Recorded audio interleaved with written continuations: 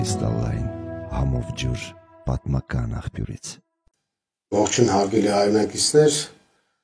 քաղաքային իշխանությունները շտապեցին գաղթագողի էլի այսպես ծածկադմբոցի տրամաբանությամբ տրանսպորտի թանկացման նախագիծը ներկայացնել։ Շատ ուշագրավ է, որ մենք այսօր լսումներ ենք նախաձեռնել քաղաքային տրանսպորտի գների վերաբերյալ եւ առաջարկել ենք, որ թանկացումներ չլինեն, այսինքն տրոլեյբուսը մնա 50 դրամ, ավտոբուսը եւ մետրոն 100 դրամ, առաջարկում ենք նաեւ միասնական համակարգ տոմսային եւ առաջարկում ենք քաղաքացուն ընտրության հնարավորություն, ինքը կամ օգտվի մեկ անգամյա ամեն անգամ վճարելով 100 դրամ, կամ եթե 4 եւ ավելի անգամներ է օգտվում տրանսպորտից, ապա օգտվի այն քարտային համակարգից, որ մենք առաջարկում ենք մեկ օրվա համար 400 դրամ, մեկ շաբաթվա համար 2000 դրամ, մեկ ամսվա համար 5500 դրամ, 6 ամսվա համար 20000 դրամ եւ մեկ տարվա համար 35000 դրամ։ Քաղաքային իշխանությունները որևէ ձևով չեն հիմնավորում այն թանկացումները, որ առաջարկում են, նրանք մի պահ հետ քաշեցին այդ նախագիծը եւ այսօր հանձնաժողովի նիստից ընդամենը 1 ժամ առաջ շրջանառության մեջ են դրել նախագիծը, թանկացումների այսպես կոսմետիկ միջամտություն են իրականացրել իբր թե նախկին առաջարկած գնից էժան, բայց ընդհանուր առմամբ տրանսպորտը թանկանում է։ Մենք սա դիտարկում ենք որպես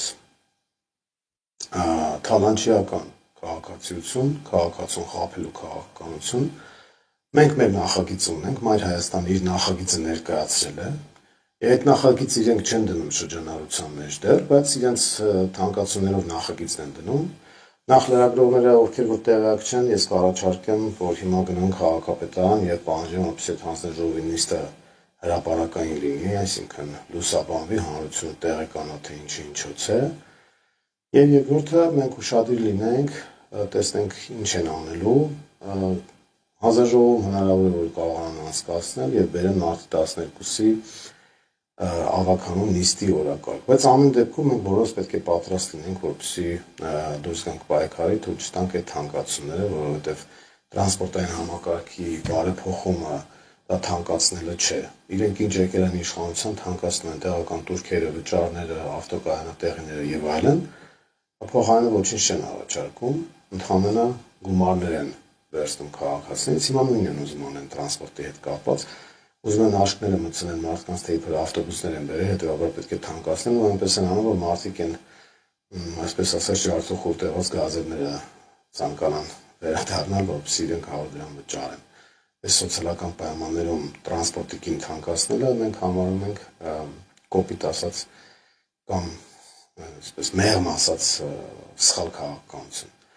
Առաջարկում քաղաքացիներին ուշադիր հետևել իրադարձություններին եւ պատրաստ լինել, որ եթե սրանք թանկացումներ իրականացնեն եւ փորձեն կյանքի կոչվել, մենք բոլորս դուրս գանք պայքարի։ Առայժմ այսքանը, նրանք ովքեր որ չեն հետևել մեր այսօրվա լսումներին, առաջարկում եմ լսումները նայել եւ տեսնել, որ մենք այլընտրանքային առաջարկում ենք եւ Մայր Հայաստանը առաջարկում էր չթանկացնել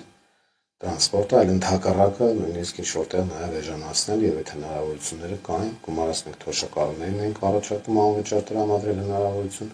եւ առաջին, երկրորդ, երրորդ կարգի հաշմանդամներին։ Սրանք այդ ճանապարհով չեն գնում, սրանք գնում են թանկացումների ճանապարհով։